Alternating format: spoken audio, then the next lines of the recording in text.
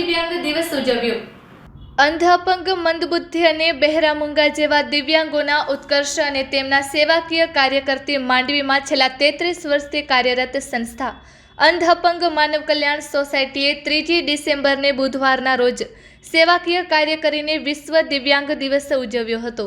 માંડવીમાં નાનાલાલ વોરા માર્ગ પર આવેલા સંસ્થાના કાર્યાલયમાં બુધવારે યોજાયેલા એક કાર્યક્રમમાં સંસ્થાના પ્રમુખ શાંતિલાલભાઈ ગણાત્રા, મંત્રી દિનેશભાઈ શાહ, ખજાનચી પ્રતાપભાઈ ચોથાણી તેમજ સહમંત્રી સુલતાનભાઈ મીર, સહખજાનચી અશ્વિનભાઈ ગજરા અને રમતગમત પ્રોજેક્ટના પ્રોજેક્ટ ચેરમેન કમલેશભાઈ પાઠકના હસ્તે સંસ્થા તરફથી માંડવીના દિવ્યાંગ બેન અને સલાયાના દિવ્યાંગ ભાઈને વ્હીલચેર અર્પણ કરીને તેમને આત્મનિર્ભર બનાવાયા હતા।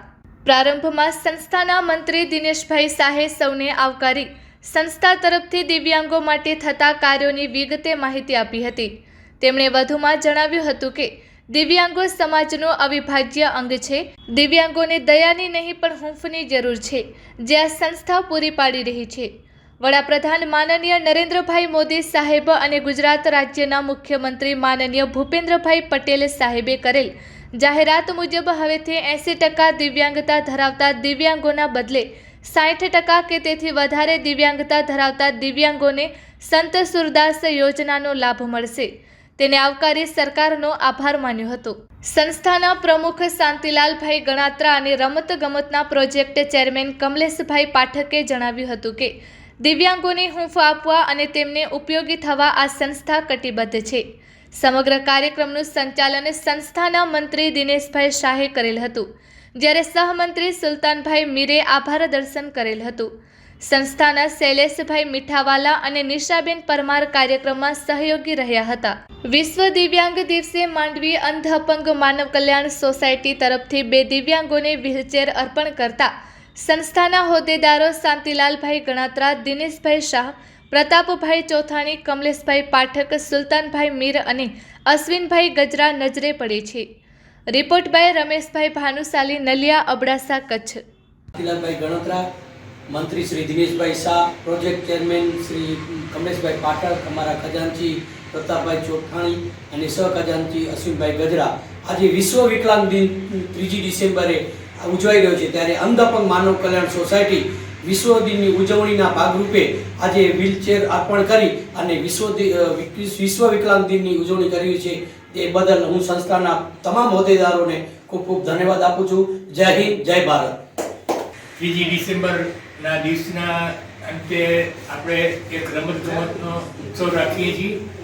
એમાં દિવ્યાંગો તેમજ પ્રજ્ઞાચક્ષુ ભાઈઓની ક્રિકેટ ટીમ આપણે વાળતા હોઈએ છીએ અહીંયા, અને કચ્છની અંદર પ્રજ્ઞાચક્ષુની ટીમ જે છે એ 4 જેવી ટીમો છે અને અહીંયા રમવા માટે આવે છે અને એ પોતાનો આનંદ મેળવે છે। બીજું એક ગૌરવની વાત છે કે પ્રજ્ઞાચક્ષુની ટીમ આપણી ભારતની, ઇન્ડિયાની બહેનોની એ વર્લ્ડ ચેમ્પિયન બની છે। એ બહુ મોટી આપણને ખુશીની વાત છે કે આપણી પ્રજ્ઞાચક્ષુ બહેનો એ પણ વિશ્વમાં નામ કાઢ્યું છે અને વર્લ્ડ રેકોર્ડ એને કર્યો છે। આખા દેશમાં એ નહીં પણ દુનિયામાં પ્રથમ નંબર આવી છે, તે અમને ગૌરવની વાત છે। અસ્તુ ભારત માતાની જય। નમસ્કાર, જય જિનેન્દ્ર। અંધ અપંગ માનવ કલ્યાણ સોસાયટી ના પ્રમુખ મહોદય માનનીય શાંતિલાલભાઈ ગણાત્રા, સંસ્થાના ખજાનચી પ્રતાપભાઈ ચોથાણી, રમતગમત પ્રોજેક્ટના ચેરમેન પાઠકભાઈ, સંસ્થાના સહમંત્રી સુલતાનભાઈ, સંસ્થાના સ્વખજાનચી અશ્વિનભાઈ ગજરા અને લાભાર્થી ભાઈ અને બહેન, સમગ્ર દેશ આજે વિશ્વ દિવ્યાંગ દિન ઉજવી રહ્યો છે અને આ માંડવીની અંધ અપંગ માનવ કલ્યાણ સોસાયટી છેલ્લા 33 વર્ષથી દિવ્યાંગોના ઉત્કર્ષ અને દિવ્યાંગોના સેવા કાર્ય માટે કામ કરી રહ્યું છે।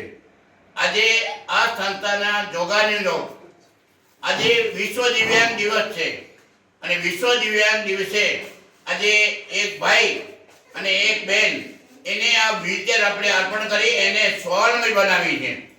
આ બનેને સ્વાભાવિક જેને પોતાના પગ પર ઊભા રહી શકે એના માટે અમે આજે આ પ્રયત્ન કર્યો છે।